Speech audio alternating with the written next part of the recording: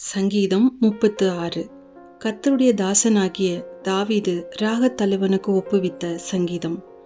துன்மார்க்கனுடைய துரோக பேச்சு என் உள்ளத்திற்கு தெரியும். அவன் கண்களுக்கு முன் தெய்வ பயம் இல்லை.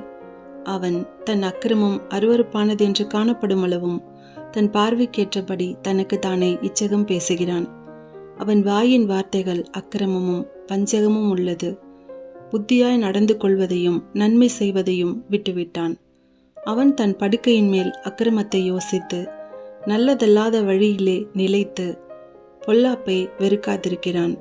கர்த்தாவே, உமது கிருபை வானங்களில் விளங்குகிறது. உமது சத்தியம் மேக மண்டலங்கள் பரியந்தம் எட்டுகிறது. உமது நீதி மகத்தான பர்வதங்கள் போலவும் உமது நியாயங்கள் மகா ஆழமாகவும் இருக்கிறது. கர்த்தாவே, மனுஷரையும் மிருகங்களையும் காப்பாற்றுகிறீர். தேவனே, உம்முடைய கிருபை எவ்வளவு அருமையானது! அதனால் மனுபுத்திரர் உமது செட்டைகளின் நிழலிலே வந்தடைகிறார்கள்.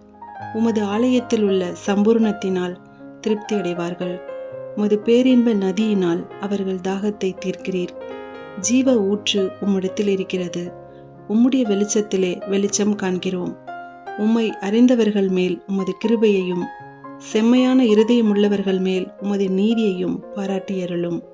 பெருமைக்காரரின் கால் என் மேல் வராமலும் துன்மார்க்கனுடைய கை என்னை பறக்கடியாமலும் இருப்பதாக. அதோ, அக்கிரமக்காரர் விழுந்தார்கள், எழுந்திருக்க மாட்டாமல் தள்ளுண்டு போனார்கள்.